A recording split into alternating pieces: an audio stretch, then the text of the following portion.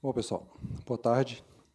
Estamos aqui para a sessão pública que vai tratar sobre a aquisição de impressoras para o voto impresso, relacionada às sugestões do termo de referência para a aquisição dessas impressoras. E estamos aqui com diversas áreas do tribunal, mas a audiência é eminentemente técnica, né, sobre as características das impressoras.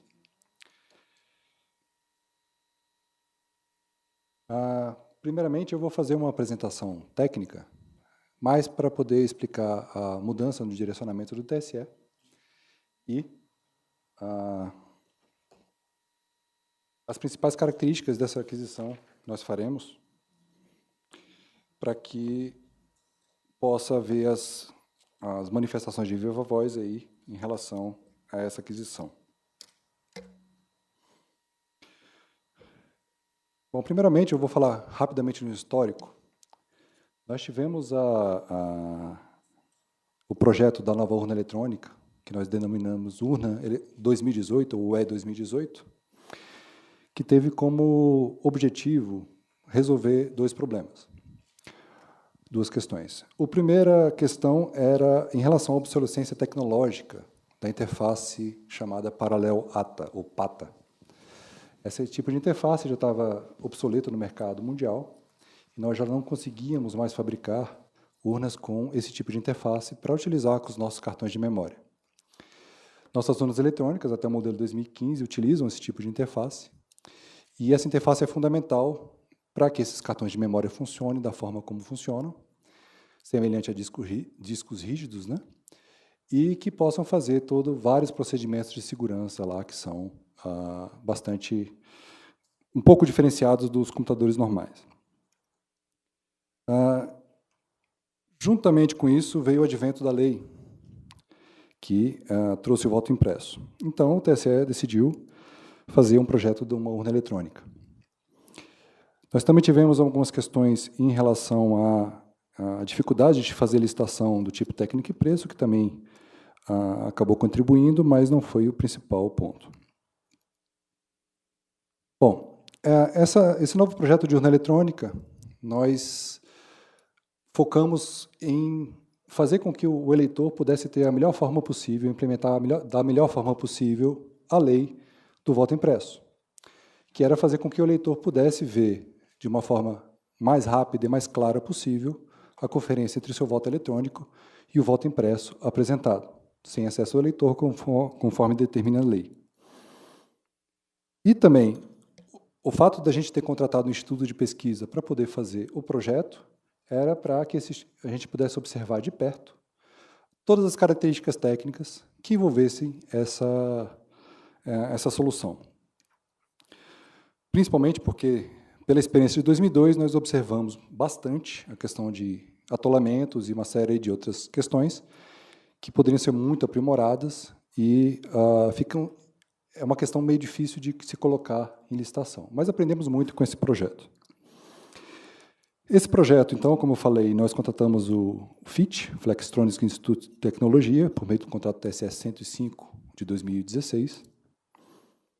E esse instituto não entregou exatamente no prazo. Ele entregou um projeto que, após a avaliação do TSE, o TSE viu que não havia maturidade suficiente nesse projeto para que a gente pudesse colocar uma licitação do TSE dessa urna eletrônica com o voto impresso de uma forma responsável, ou seja, de que aquilo tivesse o mínimo de certeza de que aquilo ia funcionar da maneira adequada, de que ia implementar a lei da forma adequada. Então, o TSE agora, e essa sessão representa isso, mudou a estratégia justamente para a gente poder fazer uma aquisição de impressoras que serão acopladas à urna modelo 2015. E sobre esse termo de referência que eu vou fazer essa apresentação. Depois nós vamos franquear a palavra a quem se inscreveu de viva voz. Posteriormente, que acho que só teve um inscrito, nós vamos franquear a palavra às empresas e depois a quem mais desejar franquear, falar de viva voz algum comentário sobre o tema.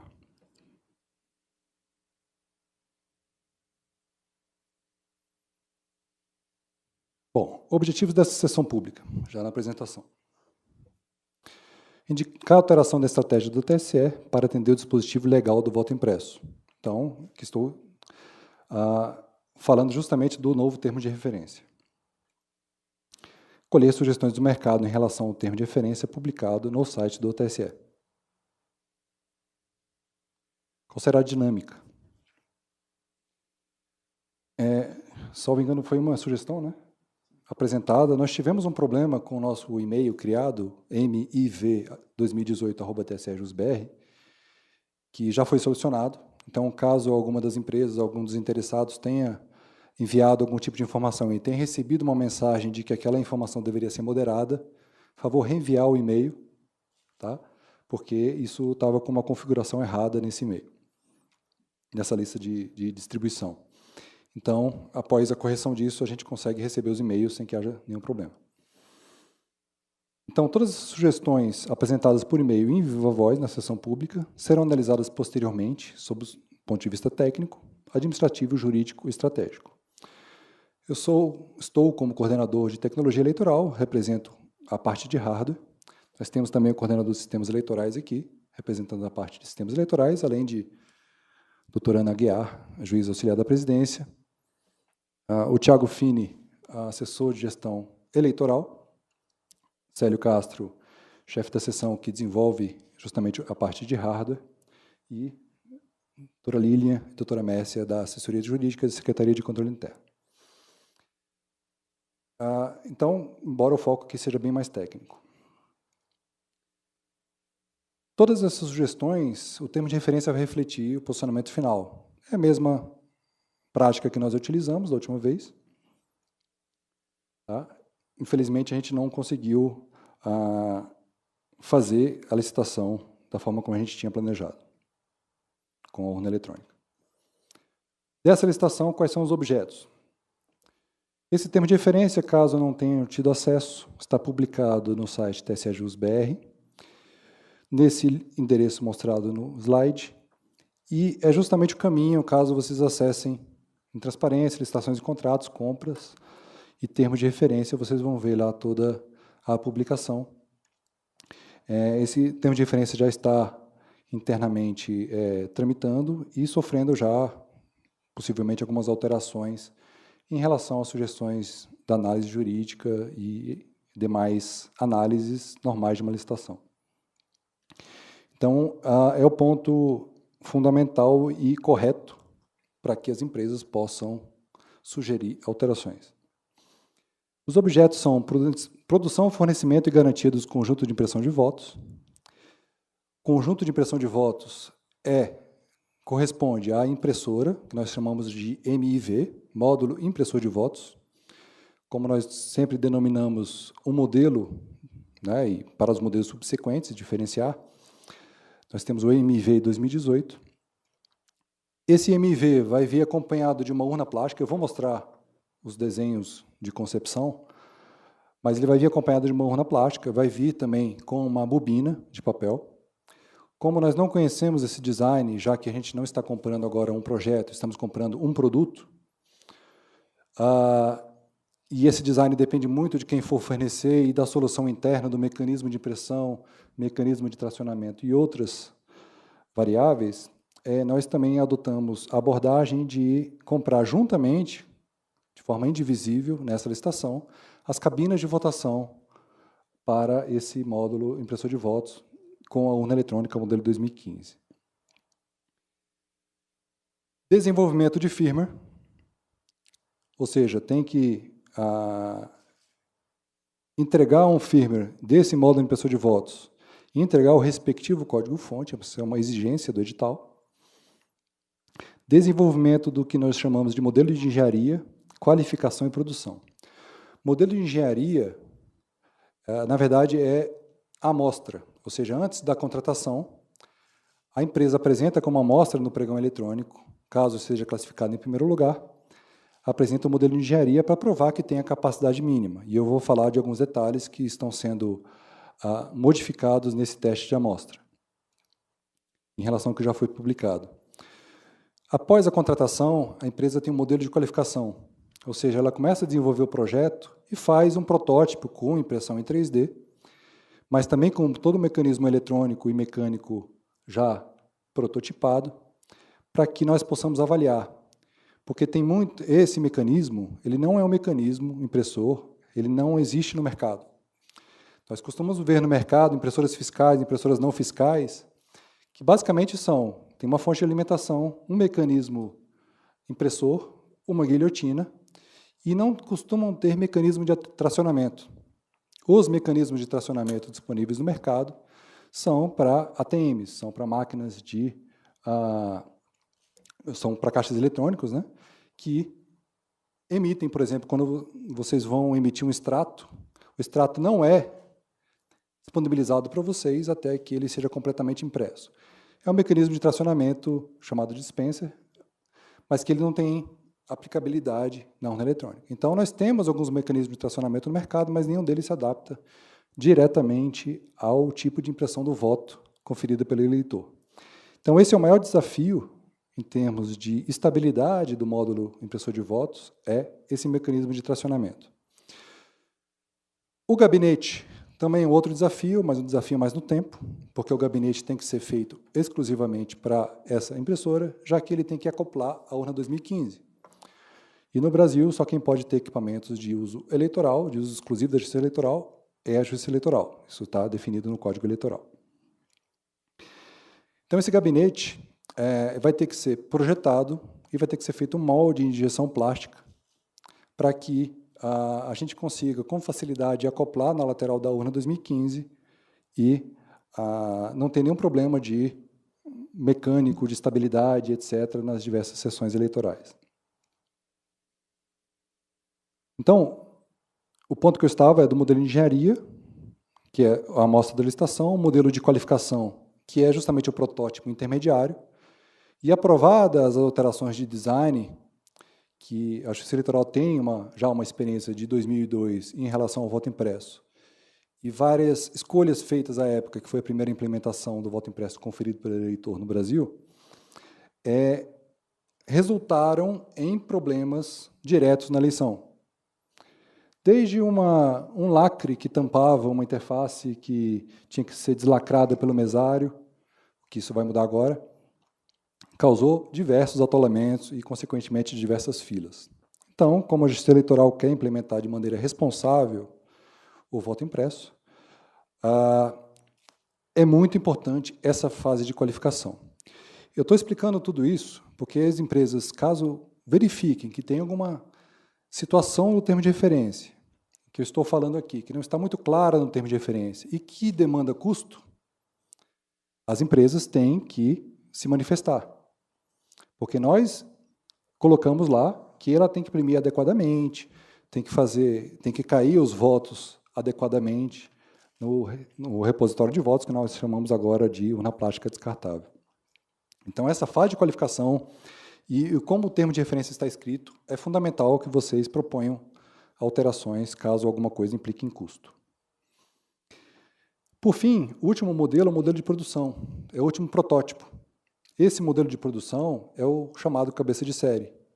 A partir dele, todos os módulos de impressora de votos, todas as urnas plásticas descartáveis, as embalagens, uma série de outros detalhes ali, vão ter que ser produzidos. A quantidade que nós estamos solicitando, de 30 mil, vai ter que ser produzida igual a esse modelo de produção. Então, tudo isso, se não estiver muito claro no termo de referência, do ponto de vista do mercado, isso tem que ser criticado, e esse é o motivo dessa sessão pública. Produção, fornecimento e garantia das cabines de votação. De novo, se nós colocássemos somente o módulo impressor de votos, e eu vou explicar uma característica do design ali que pode atrapalhar o design da cabine de votação, poderia acontecer, e até pelo sequenciamento e o tempo que nós temos até as eleições de 2018, a gente teria que ter primeiro o modelo de produção desse módulo impressor de votos, para depois, a partir do modelo de produção, fazer um projeto de uma cabine, que é relativamente simples, para então iniciar o processo licitatório, e isso poderia não dar tempo até o pleito de 2018. Então, nós juntamos dessa vez, faz parte, então, fornecimento, inclusive, desse projeto da cabine, que é uma cabine de papelão relativamente simples, relativamente simples, tá? Não quer dizer que seja simples, para as urnas eletrônicas. Elaboração de documentos técnicos de produção, ou seja, esse módulo impressor de votos vai ser produzido e ele vai ter várias características. Nós precisamos, além do código-fonte do firmware, nós precisamos dos esquemas elétricos, para fins de auditoria, tanto o esquema elétrico quanto os códigos-fontes do firmware. Outro ponto importante em todo esse objeto aqui é a garantia disso tudo. Ou seja, a manutenção vai ter que ocorrer em período eleitoral, isso está descrito no termo de referência, nos mais de 5.000 cartórios eleitorais. Obviamente, pelo quantitativo, esses 30.000 não vão estar distribuídos nos 5.000 cartórios eleitorais, mas não está definido ainda onde serão implementadas essas impressoras. Então, pode ocorrer e pode haver movimentação. Então, pode ser que em 2018 nós façamos a eleição em determinados locais, em 2020 a gente faça a eleição com esses mesmos módulos impressores de 2018 em outro local. Então, a garantia e esse termo de referência já prevê esse tipo de situação, de que a gente pode movimentar livremente entre as unidades da federação e nos diversos locais de armazenamento que nós temos. Hoje nós temos mais de 1.100 locais de armazenamento de urnas eletrônicas.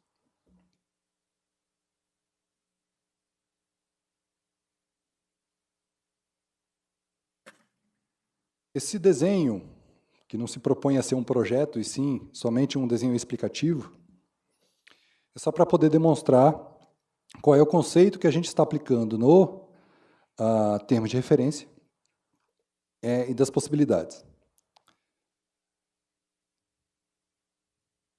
Nesse desenho, nós temos ranhuras no gabinete da urna 2015 que permitem o encaixe. E atrás nós temos uma entrada USB e uma saída de tensão de 12 volts com 700 mA, e com as características de resistência a picos de corrente. Com essas características, é possível que a gente acople aqui, não com todos os benefícios que nós tínhamos na nova urna, porque nesse caso, a gente já tinha verificado anteriormente de que a tela ou a janela de visualização do voto ficar alinhada dessa forma aqui, nesse outro desenho, com a tela, é bem desafiador em termos de impressão. Isso demandaria que a cabeça de impressão ficasse embaixo. Depois da cabeça de impressão que tem o corte, essa cabeça de impressão e esse corte faria com que o papel, ao fazer uma volta após o corte, provocaria provavelmente mais atolamento. Essa concepção ainda continua possível, caso alguma das empresas, o TR não veda esse tipo de concepção e até preferencial do ponto de vista da justiça eleitoral, em termos de visualização do eleitor, porque nós poderíamos implementar a tela da urna com uma representação virtual ou eletrônica do voto, melhor dizendo, de maneira que, por exemplo, eleitores analfabetos consigam copiar e associar o voto eletrônico ao respectivo voto impresso e consigam confirmar com clareza aquilo que eles estão visualizando. Desde o início, desde o princípio dos estudos nossos, nós preferimos fazer com que o voto impresso não tivesse o nome dos candidatos e sim o número, como está aqui nesse voto, né? Ou seja, os cargos, os números, algumas variações de voto nulo ou voto em legenda, para que o eleitor possa ter uma clareza maior. Quanto mais informações nós colocássemos no voto impresso e como o paradigma brasileiro de votação por números, fica muito mais claro, inclusive para os eleitores analfabetos, que não é comum ter em outros países, conseguir associar essa informação. Obviamente, na tela da urna, depois que ele votar em todos os cargos, vai haver o nome do candidato. Voltando então aqui, o que nós restringimos no termo de referência é o ângulo de inclinação com o painel frontal da urna, que é aproximadamente 45 graus, muito próximo de 45 graus, e a altura do módulo impressor de votos, além do próprio encaixe que nós damos do desenho técnico de uma peça, que é uma peça seria a superfície de contato mínima com o gabinete da urna 2015. A partir dessa peça que quem ganhar esse contrato vai ter que desenvolver esse gabinete. Atrás tem o que nós chamamos de urna plástica descartável, que é o mesmo nome utilizado em 2002, e o mesmo conceito utilizado em 2002 com algumas alterações. No projeto da nova urna, e aí vem a questão da maturidade, em relação ao que estava e que a gente preferiu mudar a estratégia, havia o que nós chamávamos de repositório de votos impressos. O repositório de votos impressos tinha limitação de terminar aqui na superfície de onde a urna estivesse instalada. Porque na justiça, numa eleição nacional, ou qualquer eleição, mesmo que não seja nacional, nós não podemos prever qual é o ambiente de instalação dessa urna. É qualquer local de votação. Isso, desde uma escola particular, uma escola pública, outro tipo de local ou uma aldeia indígena. Mas é muito fácil perceber em relação, por exemplo, a universidades, em que há aquele carteira do tipo universitário e tem só a mesa do professor. Os mesários costumam ficar nessas carteiras universitárias e a urna fica na mesa do professor. Como a mesa do professor é longa, esse tipo de paradigma de 2002 era um problema, porque a gente teria que arrumar outro local para poder ter esse caimento. Mas quando nós implementamos o repositório de votos impressos durante o projeto Confit, nós percebemos que aquilo estava trazendo uma série de problemas, principalmente em relação a atolamento, a questão do sigilo do voto, porque os votos estavam caindo mais rigorosamente empilhados, isso é um problema sério, porque eu não posso sequenciar os votos naquele repositório. Então, de forma contingencial, como essa aquisição já é uma aquisição contingencial em relação ao que o TSE estava fazendo, nós adotamos o paradigma de 2002, que, embora não fosse o que o TSE desejasse, em relação a essa questão de instalação, ele funciona melhor em relação à aleatoriedade dos votos. Uma outra decisão que foi tomada, diferente de 2002, acho que está em outro slide, já eu falo disso. Bom, a janela de apresentação dos votos ela pode ser deslocada da tela, embora nós desejemos que seja dessa forma, mas para não restringir a competitividade e, até porque a gente não sabia nem se é possível fazer isso, nós não temos ainda certeza se o mercado consegue fazer esse tipo de tracionamento de uma forma que tenha um mínimo de estabilidade para ejetar o papel, cortar o papel ejetado. Isso não é trivial, as empresas vão saber melhor do que eu, mas você cortar o papel e depois tracionar um papel já cortado, isso não é trivial. Então, esse paradigma aqui é possível. Em relação ao voto, o que nós solicitamos é que essa impressora seja capaz de imprimir esse voto. Tem uma situação que a gente gostaria que o mercado se pronunciasse, é justamente em relação às impressoras térmicas têm picos de consumo de energia quando é impressa uma informação de forma horizontal e com muito preto. Então, nós colocamos esse confirmado com fundo preto e a gente precisa saber se isso é viável, se isso é facilmente viável ou se é viável de alguma forma. Porque nós temos agora a limitação da fonte de alimentação da urna eletrônica, com aquilo que foi publicado, ou seja, 12 volts, 700 mA. Se isso não for possível, a gente queria saber que condições que seria possível. Alguma coisa intermediária, porque o eleitor ele tem que ter um feedback, após confirmar o voto, de que aquele voto foi efetivamente confirmado ou cancelado. Isso precisa ser chamativo. Porque essa informação aqui, primeiro quando o eleitor votar em todos os cargos, vai aparecer até na janela de apresentação, até esse ponto aqui.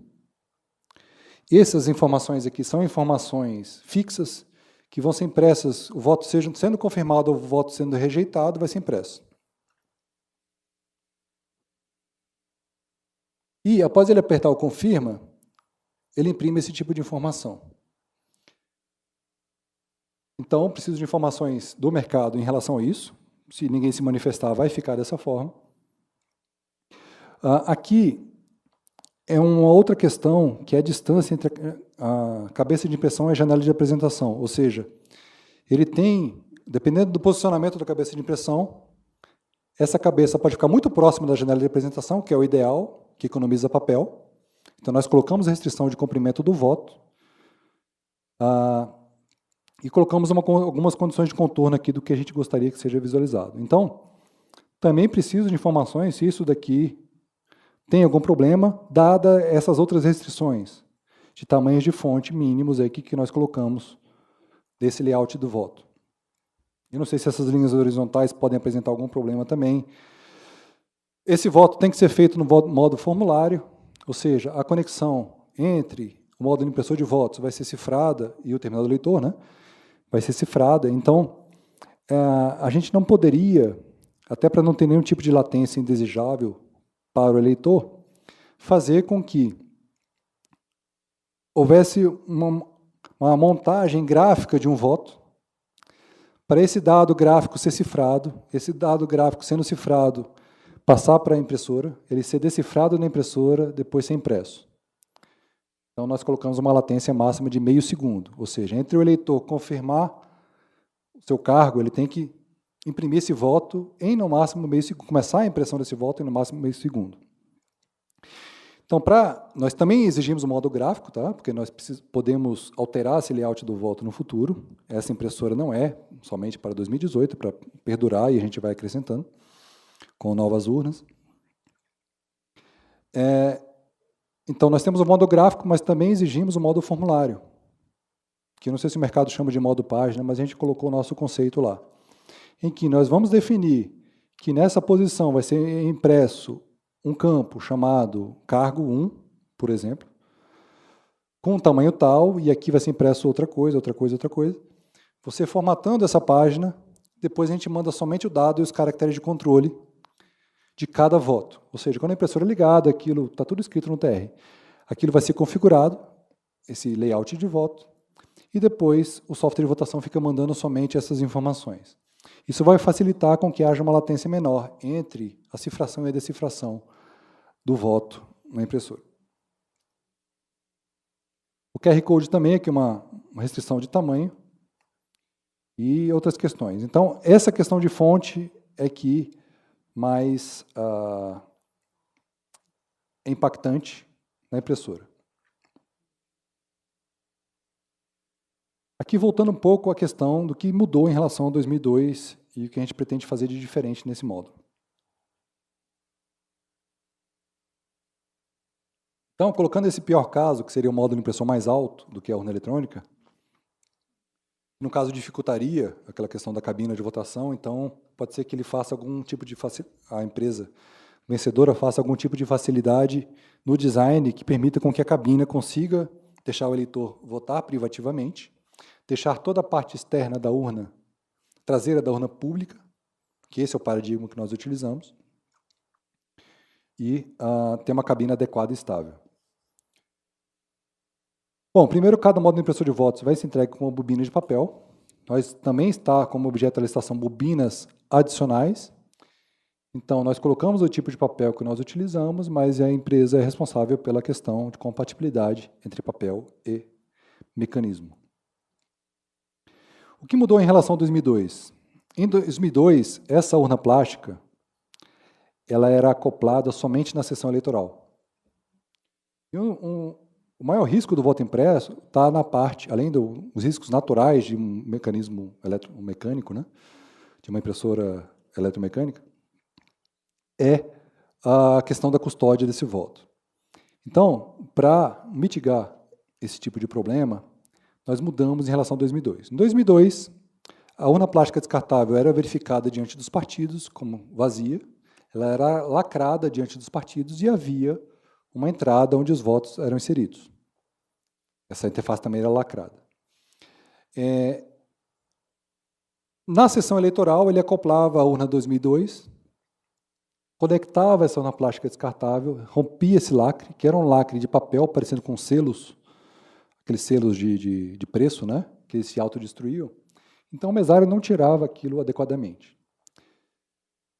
Se fosse só esse problema, a gente mudaria a tecnologia do lacre. Mas o problema é que, naquele momento, o mesário ele tem acesso àquele receptáculo dos votos impressos. Então, embora ele tenha sido visto como vazio diante de partidos políticos, não há uma garantia de que esses votos, aquele receptáculo de votos esteja... não há uma garantia de que os fiscais de partido estarão em todas as sessões eleitorais. Então, o mesário poderia atuar de forma fraudulenta, colocando algum tipo de voto. Ao final da votação, ele também tinha que retirar essa urna plástica com todos os votos, e aí, de uma forma pior, ele poderia retirar os votos, o que faria com que não se confirmasse a relação entre votos impressos e votos registrados eletronicamente. Então, nós mudamos agora de que o conjunto impressor de votos, o CIV, que está sendo colocado lá no termo de referência, ele é o módulo impressor de votos, mais a urna plástica descartável e a própria embalagem, né? E ele vai ter que ser lacrado diante dos partidos na mesma cerimônia que vai fazer a preparação das urnas, a carga e lacre das urnas eletrônicas. Então, essa urna plástica vai ser mostrada aos partidos que está vazia, vai ser acoplada nesse módulo impressor e vai haver algum tipo de lacre. Nós solicitamos, para tentar baratear um pouco, já que os lacres adesivos que nós utilizamos costumam ser mais caros, nós exigimos lá que esse conjunto seja compatível tanto com lacres adesivos quanto com lacres mecânicos, aqueles tipo mala. Então, a gente ainda vai escolher qual dos dois vai adotar, mas o projeto tem que ser feito com os dois. Então, ele acopla lá diante dos partidos políticos, do Ministério Público, na cerimônia, e isso vai ser transportado na embalagem. Essa embalagem que é objeto dessa contratação, vai ter que permitir que essa impressora e essa UPD sejam transportadas acopladas. Se vai ser deitado de pé, nós colocamos somente o volume máximo. Então, embora nós tenhamos colocado somente a altura máxima do módulo impressor de votos, também há uma outra restrição de que aquela embalagem que tem que carregar os dois acoplados tem que ter um volume máximo lá de X centímetros cúbicos. Depois de lacrado, pode acontecer o caso de problemas. Com a mesma filosofia de sucesso que a gente vem utilizando nos 20 anos de urna, nada é diagnosticado no local de votação durante a votação. Tudo é feito simplesmente para dar continuidade à votação. Então, todos os nossos procedimentos de contingência adotam essa filosofia. Então, qualquer tipo de pane, atolamento ou qualquer outra situação no módulo impressor de votos, ele simplesmente será retirado da urna e será colocado outro módulo impressor preparado para tanto. Ou seja, um módulo impressor com uma urna plástica descartável vazia. Por isso, há a exigência no termo de referência de que ele tenha número interno, porque isso vai ser registrado no log da urna e, posteriormente à eleição, se aquela urna for sorteada, aquela sessão eleitoral for sorteada para algum procedimento de auditoria, que já não é mais minha praia aqui, vai se verificar que naquela sessão eleitoral, 2 módulos, conjuntos impressores de votos, participaram daquela sessão eleitoral. Então, há que se buscar dois conjuntos, né, com os votos impressos, para deles retirar os votos impressos e fazer a comparação devida lá com os votos eletrônicos. Então, em caso de substituição, o conjunto inteiro será trocado. A urna plástica será desconectada somente na junta eleitoral, ou seja, a junta eleitoral é vamos dizer assim, uma instituição que é criada somente na eleição, que é composto do juiz eleitoral, do Ministério Público e dos fiscais de partido. Isso ocorria muito na votação manual, em que tudo era apurado na junta eleitoral. Então, é aquele ginásio onde se juntam, é um local temporário, mas é o ginásio onde se junta todo mundo para poder fazer aquele tipo de apuração. Hoje ela ainda existe porque, acho que pelo menos uma, né, Zé? Pelo menos uma por zona eleitoral, porque, mesmo com voto eletrônico, ainda há a possibilidade de votação manual em caso de última contingência. Então, a UPD será desconectada desse módulo impressor de votos somente nessa junta eleitoral diante dos partidos políticos. Então, a gente pretende que isso garanta uma cadeia de custódia mínima desses votos impressos, desde a preparação lá na primeira cerimônia até a última. Esse ainda continua, não resolve todos os problemas, porque esse tipo de custódia também havia na votação manual, ou seja, essa urna de lona era também apresentada aos partidos, era lacrada, etc. Então, há um risco maior inerente aí ao processo. E como eu falei, a embalagem deverá acomodar o MIV e o PD conectados. Um ponto importante que vai mudar em relação a 2002, já que nós fizemos essa mudança na abordagem, pode mitigar as possibilidades de atolamento, que é nesse ponto destacado.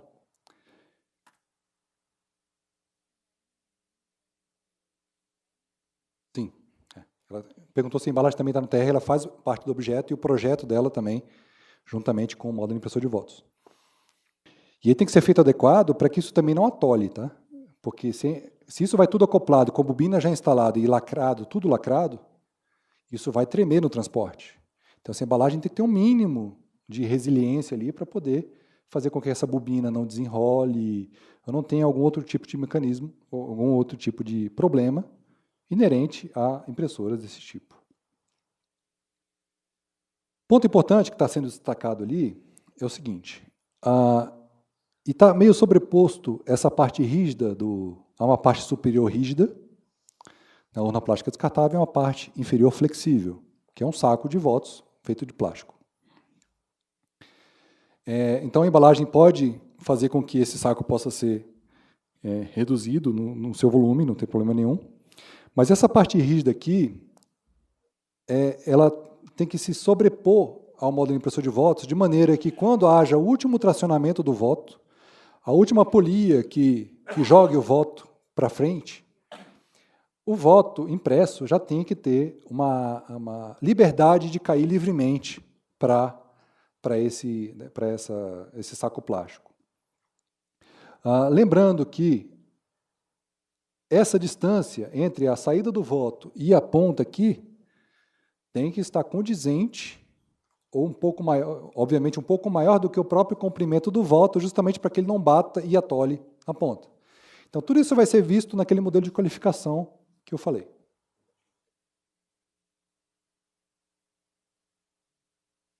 Bom, pregão eletrônico, haverá um teste de amostra.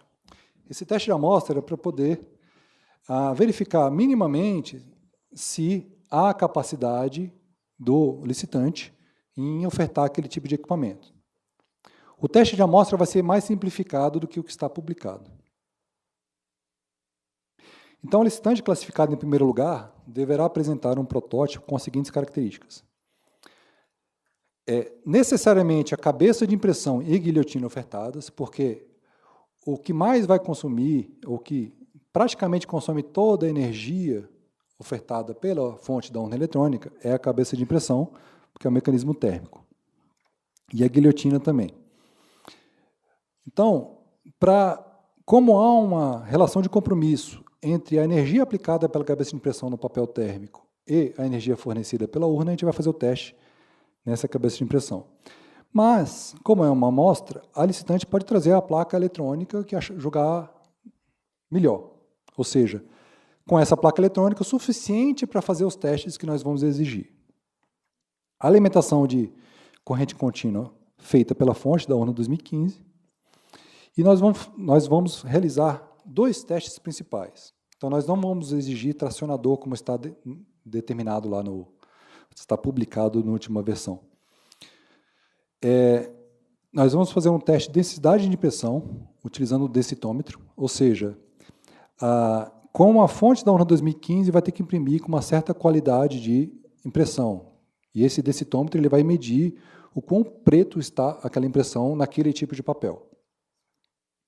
Para isso, nós vamos usar o papel de mesmo lote para todas as licitantes, então, caso seja a primeira, a segunda, a terceira colocada, é o KPH 70. E esse papel tem uma excelente sensibilidade à energia térmica, então, quem tiver um mecanismo ofertado com mínima qualidade não vai ter problemas com isso. Então, para ter um critério objetivo, conforme recomenda o TCU, nós vamos utilizar um densitômetro e nós temos os critérios mínimos e as quantidades de tentativas lá. Teste do QR Code, também. Não adianta a gente imprimir um voto se a gente não puder auditá-lo, se a gente não puder contá-lo de uma forma um pouco mais automatizada, né? Afinal, na votação manual, aquela contagem manual também era um ponto ou de falhas humanas ou até de fraudes. Então, o teste do QR Code pretende automatizar e ver se a impressora está fazendo uma relação entre altura e largura interessante, porque esse tracionamento da cabeça de impressão ali é fundamental para que esse QR Code, que é um código de barras quadrado, saia quadrado e seja lido por celulares, né? O computador, desktop ou notebook, tem que ser trazido com a licitante, com o sistema que ela julgar necessário para ser compatível com aquela placa eletrônica e fazer os testes que nós solicitamos. Então, imprimir um quadrado com no mínimo 1 centímetro quadrado de área, para a gente fazer o teste com densitômetro, e imprimir os QR Codes lá nas dimensões solicitadas. Então, as alterações em relação ao que está publicado. O teste será simplificado para apenas o suficiente para os testes de densidade e QR Code. Então, não haverá necessidade de gabinete, nem de compartimento de impressora. Basicamente, o mecanismo, obviamente travado de alguma maneira para que possa ser puxar o papel da bobina. Mas aí fica a critério, é realmente um protótipo, com a cabeça de impressão em guilhotina, e utilizando o papel TSE. A cada tipo de impressão, a cada teste, então se a gente vai imprimir um quadrado preto, vai imprimir um pedaço de papel. Esse pedaço de papel terá que ser cortado por essa guilhotina nesse momento. Muito importante, de novo, que o mercado critique a forma como o teste está sendo feito, principalmente em relação à objetividade. Caso tenha algum ponto de ambíguo ou que possa ser questionado durante a licitação, a regra do jogo tem que ser definida previamente. Então, como eu falei, não será necessário apresentar tracionador ou qualquer tipo de gabinete, compartimento de bobina. Essa é a parte técnica. Então, em relação ao termo de referência, agora a gente vai franquear a palavra a quem se fez inscrição, né? Tchau. Deixa eu pegar o nome completo. Quantos minutos? Define. São 10 minutos que o edital define, isso mesmo.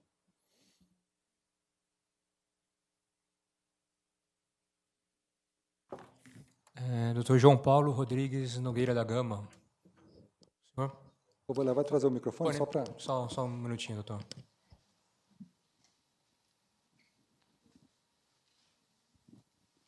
Boa tarde. Só para ver se está funcionando. Boa tarde. Boa tarde. Por favor, aumenta um pouco o som do microfone. Bom, meu nome é João Paulo. Só um minuto. Eu sou advogado e eu queria saber se vocês têm conhecimento da destinação Fala um pouquinho mais perto, por favor. dos 250 que o Congresso destinou ontem para aquisição das urnas. Ouvimos pela imprensa, sim. Não, tá ligado. Sim, nós temos conhecimento. Tem conhecimento. Houve aprovação ontem e vai para a sanção presidencial, sim.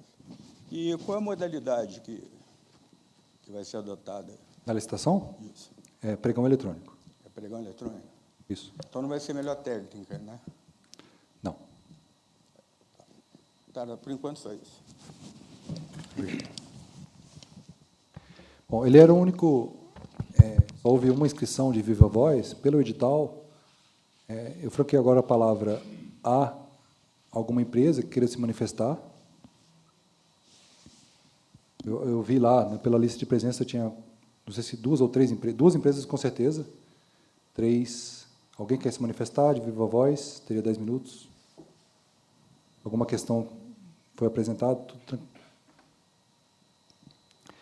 Alguém mais que não seja empresa também, qualquer pessoa da sociedade pode se manifestar, fique à vontade. Aqui a palavra. Nós colocamos umas questões técnicas. Sim. Elas vão ser respondidas agora. Eu vou dar, deixa eu só ver se alguém vai se... Ok.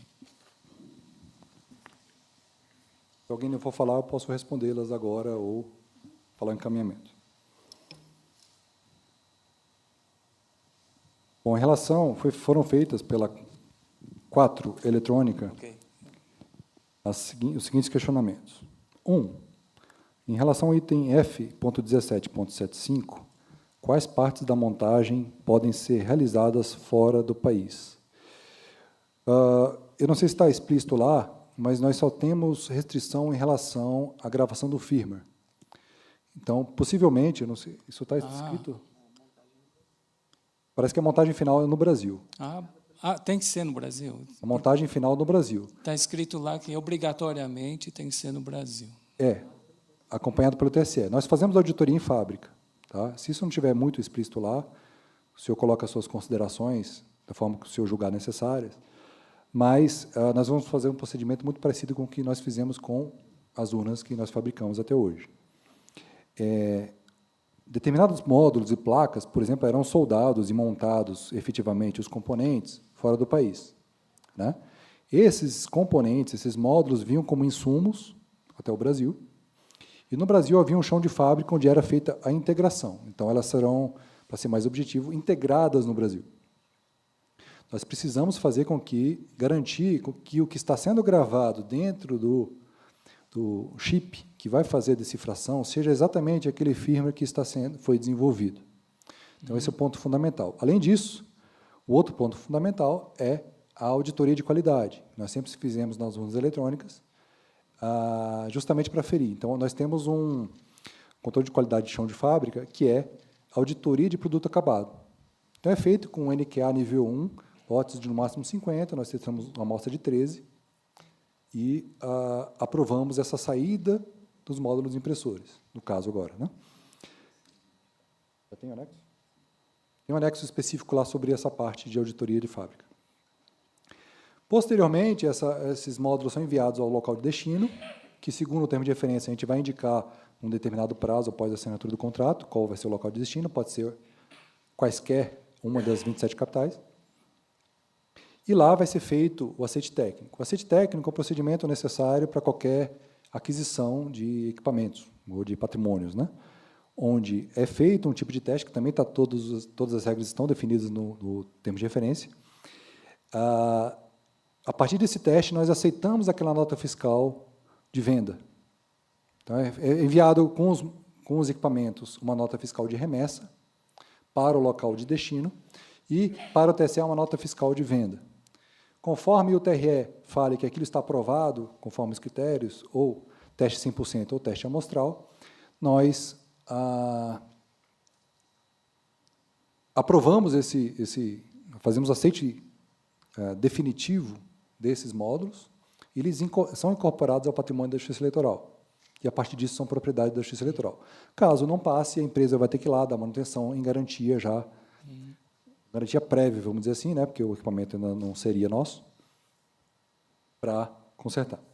Mas elas podem ser trazidas montadas, fazer a carga de firmware aqui e os testes aqui? Não. Talvez sim, a gente pode avaliar isso. Eu sugeriria que o senhor propusesse isso por e-mail. Ok. Agora, o senhor até reclamou que o e-mail não estava funcionando, agora já está corrigido. Ok. Então, pode fazer essa proposta por e-mail, e aí pode definir também, na visão da sua empresa, quais são as condições de contorno, e conceituar bem o que o senhor acabou de falar. Ok. O que consiste essa montagem fora, o que seria feito no Brasil. Ok. Acho que talvez tenha problemas fiscais relacionados, né?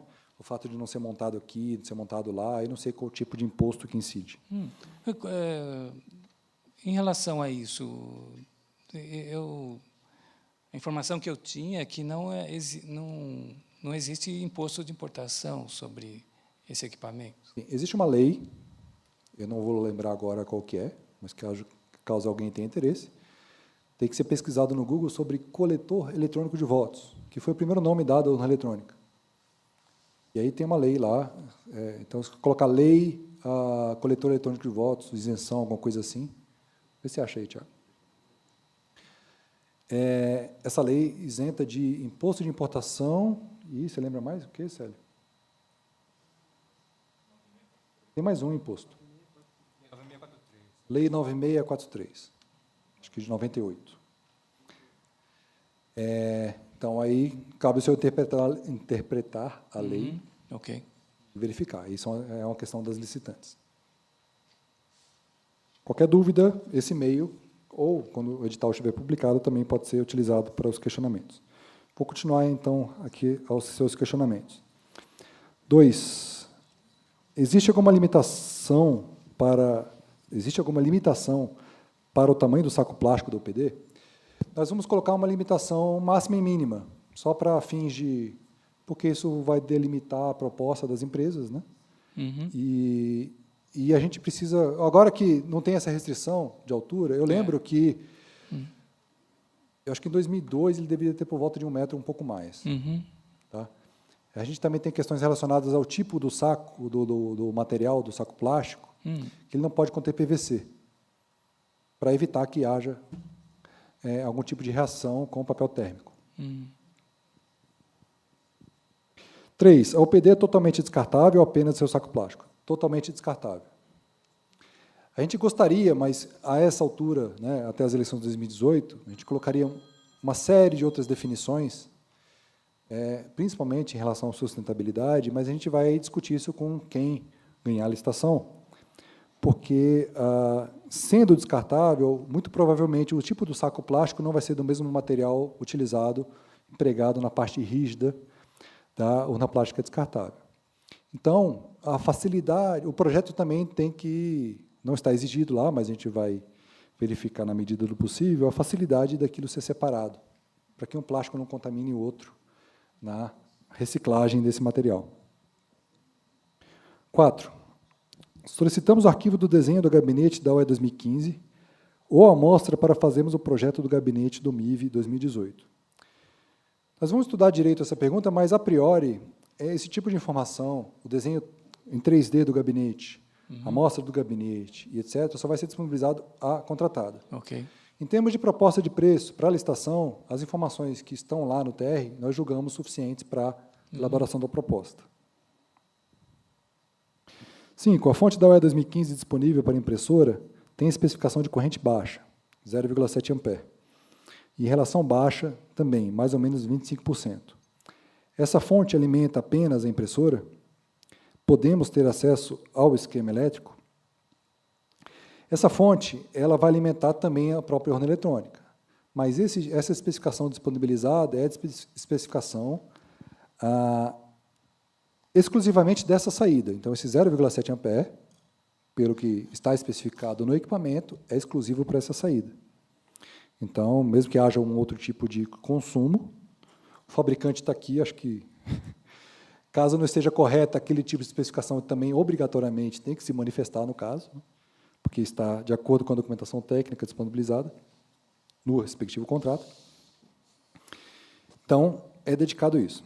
Podemos ter acesso ao esquema elétrico? Também é uma informação que a gente disponibilizaria para a contratada. Eu não sei se o senhor tem algum tipo de necessidade específica de ver o esquema elétrico. Sim, é porque é uma especificação muito pobre e a gente tem que saber por que isso daí, para ver o que a gente vai ter que projetar em termos de fonte.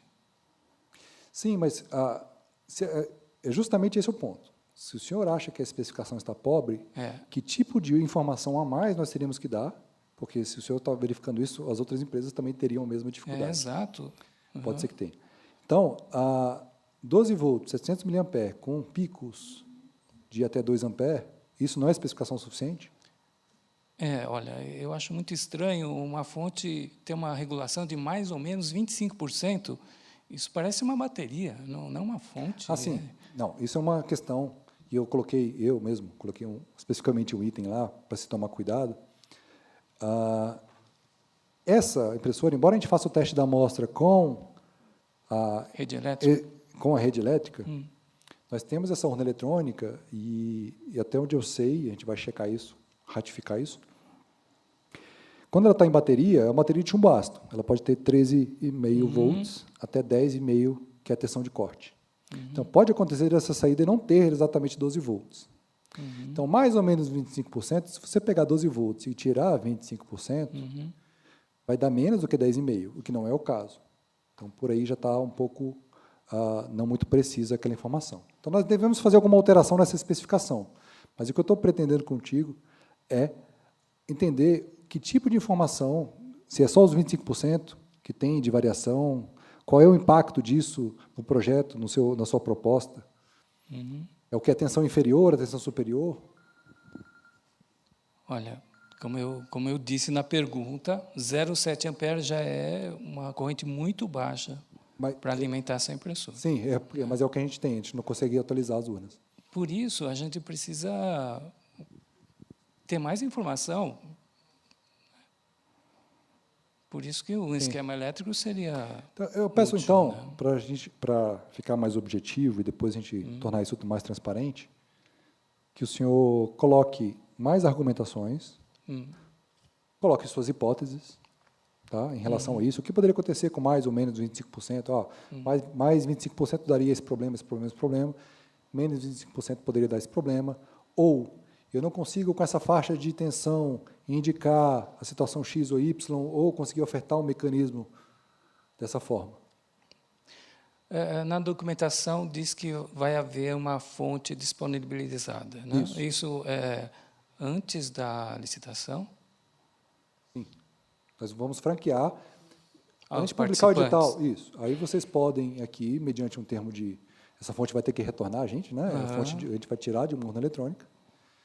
E essa fonte vai ficar franqueada e vocês vão poder fazer os testes. Então, o importante disso é que o senhor vai poder fazer uma proposta, testar o conceito lá, a cabeça de impressão e a guilhotina, conforme isso. Conforme se a fonte vai ser disponibilizada, não haveria problema em disponibilizar o esquema também, né? Eu prefiro que o senhor indique o porquê que você precisa do esquema elétrico. Ok. Ok?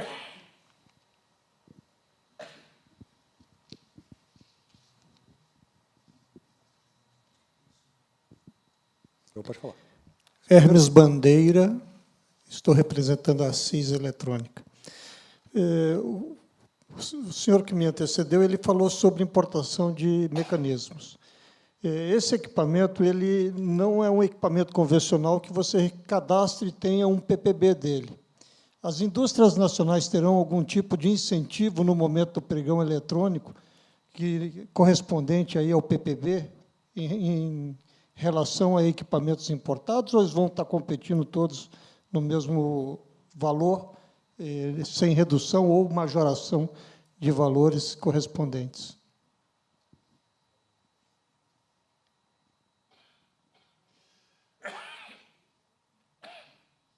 Nesse caso, eu sou técnico, né? Então eu prefiro que o senhor faça uma abordagem mais detalhada, porque a gente pode avaliar com as áreas administrativas. O que eu posso dizer é o seguinte, especificamente a urna eletrônica, e muito provavelmente a lei que a gente citou aqui possa se aplicar à urna eletrônica, haja algum tipo de isenção. Nesses decretos que falam de... nesses decretos que falam de margem de preferência, eu não sei a aplicabilidade agora.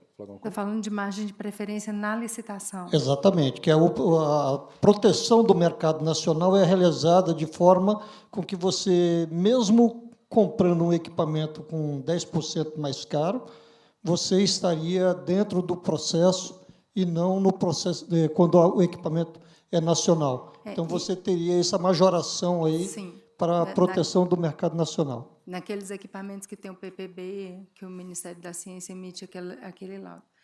Isso precisa ser estudado se dentro dos decretos que prevêem essa margem de preferência se encaixa essa licitação desse equipamento. A minha dúvida é porque esse equipamento, não, como por ele ser único, ele não tem PPB. Até que para eu projetar um equipamento, entrar com o Ministério de Ciência e Tecnologia, registrar esse equipamento como produto nacional, já se passou o processo licitatório faz tempo. Poderia ter o PPB para o mecanismo de impressão nacional? Sim, para a cabeça de impressão, sim, mas para o mecanismo como todo, não. A minha preocupação trivial. É com respeito à proteção da indústria nacional, uma vez que o que me antecedeu pelo menos pelo que ele deixou a crer, ele vai importar o mecanismo. Ele vai somente montar no Brasil. Eu acho que, de qualquer maneira, se eu colocar isso formalmente, colocando a argumentação, a gente pode estudar, porque mesmo que não seja aplicável agora, por essa questão que o senhor mesmo falou de todo o processo que tem que ser feito junto ao MCT, isso é uma questão que nos interessa a médio prazo. Nós também temos questões relativas a essa questão a essa lei de isenção, e é todo o interesse do TSE entender muito bem isso para normalizar, porque, obviamente, essa lei e esse decreto, né, aliás, tem seu motivo de ser, que é a proteção à indústria nacional. Então, se ele não se aplica de alguma forma, talvez o TSE possa motivar essa aplicação, talvez não para agora, mas para depois. E acho também que esse seu questionamento é importante para que a gente possa sentar e avaliar a possibilidade do PPB para a cabeça de impressão, e não para o mecanismo completo. É uma forma de, talvez, priorizar o mercado interno. E talvez até se há algum tipo de placa eletrônica, porque a gente colocou, já que a gente mudou a estratégia agora, nós colocamos os requisitos um pouco mais abertos. Então, muito possivelmente, pode haver uma placa que sua indústria já tenha, né, que atenda os requisitos do edital, e que talvez essa sua placa já tenha o PPB. Então, a gente poderia, além não sei se é o caso, vocês que vão saber, mas além da cabeça de impressão, a própria placa. O tracionador, eu não sei se existe no mercado um tracionador. Como eu falei, eu acho que não existe um tracionador que atenda a esse tipo de requisito que nós temos. Tá? A gente está até verificando a questão de esteira ou outra situação para ver se aplica. Se uma conjugação também de vários PPBs, né, como se fosse um Lego, seria possível, também não sei. A minha preocupação nesse sentido é que, quando você fala só da cabeça de impressão, eu, como importador, eu posso ir lá no Ministério da Ciência e Tecnologia dizer que eu monto essa cabeça aqui. Só que, na realidade, como eu estou importando, eu faço o meu projeto aqui, encaminho para a China monta para mim por 1/3 do preço. O meu custo, e a indústria nacional, efetivamente, ela não vai ser beneficiada. Eu vou estar importando equipamentos, privilegiando indústrias de outros países em detrimento da própria indústria nacional, num processo que deveria ser beneficiado a indústria nacional. Imagino que, nesse caso, esse tipo de situação poderia ser fiscalizado pelo próprio TSE. Afinal, se a gente acabou de fazer uma licitação que uma determinada empresa ganhou utilizando um critério de preferência, a gente pode fiscalizar esse tipo de situação. Isso não teria problema nesse sentido. Realmente, a questão é anterior, se aplica ou não esse equipamento customizado. Muito obrigado.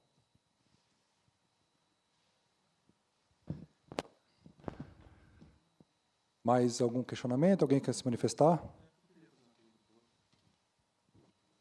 Boa tarde. Duas perguntas, na verdade. Identificação, por favor. Pedro, da empresa Niteri. Existe um cronograma, né, publicado nessa semana lá, né, com algumas etapas, e desde a apresentação da data da empresa vencedora até a aprovação dos modelos de produção, tem lá algumas questões para se passar que totalizam 145 dias. Né? O D+5, o D+10, né, chega até a 145. Depois a gente tem o período de produção e a data de 17 de agosto como entrega final do lote. Né? E agora, o que não vem antes do chamado D lá é que é a minha dúvida, quer dizer, a data final de publicação do edital final, a data para se apresentar os preços, a data para se apurar esses preços e publicar o nome da empresa vencedora, para tentar enxergar um cronograma como um todo. E uma outra coisa, eu estou vendo que existe uma possibilidade de a gente fazer uma série de contribuições ainda, né? Vocês mesmos estão pedindo e tal, a impressão horizontal em preto. Né? Então, o edital dessa sessão pública permitia o envio de e-mails com sugestões e tudo mais do dia 12 ao dia 14 hoje. Né? Vai ser prorrogado isso? A gente pode voltar para casa e conversar isso, continuar mandando e-mails lá, né? Porque hoje é um dia de a gente estar em trânsito aqui e tal, talvez a gente tenha como apresentar contribuições nos próximos dias. Sim. Né? Eu só diria que, quanto mais cedo vocês colocarem, porque o tempo é muito curto, até o pleito de 2018, então, quanto mais cedo vocês colocarem, maior a probabilidade de a gente conseguir analisar e conseguir colocar no termo de referência. Mas o próprio edital dessa sessão pedia a cotação para o dia 20. Então, o quanto antes vocês mandarem isso para a gente poder avaliar se ele seria aplicável ou não, para que isso não impactasse esse prazo da cotação para o dia 20. A expectativa é que as empresas candidatas a contratadas deem preço dia 20 de dezembro. É isso? Isso. A gente provavelmente, fatalmente, vai ter alterações no TR, e a gente mandaria para uma nova cotação, mas essa primeira cotação até dia 20. Para a gente seguir com esse processo, e aí, respondendo mais objetivamente a sua pergunta, nós não conseguimos ter um cronograma específico de quando vai ser exatamente publicado o edital. O TSE está tentando fazer o mais rápido possível, então o mercado, quanto mais cedo der a cotação, toda vez que nós tivermos que alterar o termo de referência, espero que só seja mais uma vez, além do que está publicado, quanto o mercado mais rápido responder com a cotação, mais cedo a gente consegue seguir com o processo. Então, todas as áreas aqui estão trabalhando arduamente para poder fazer a publicação ser o mais rápido possível. É possível, inclusive, que o edital seja publicado esse ano ainda.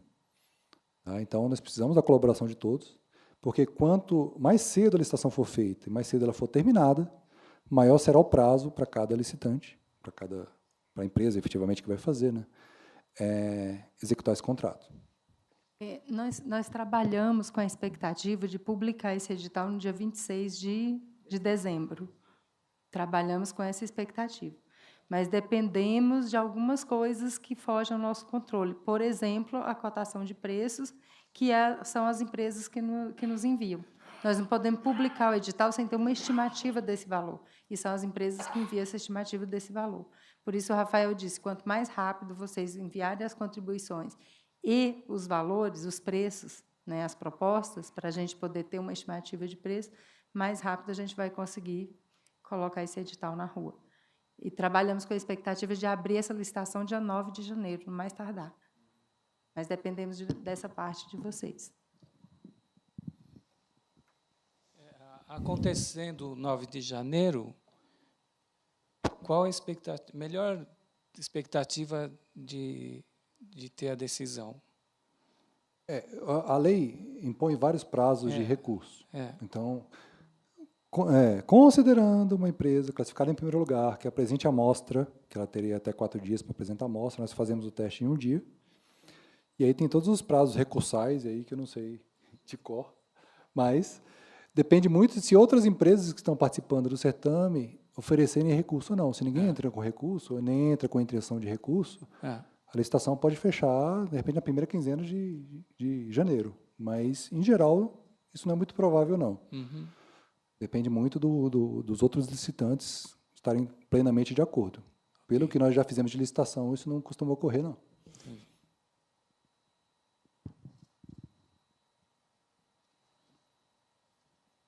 Mais alguma manifestação? 30 mil. Estão publicados lá no termo de referência, está publicado, 30 mil unidades. Isso. Já considera o quantitativo de contingência. Então, isso é para fazer, com 30% de contingência, 23 mil sessões eleitorais.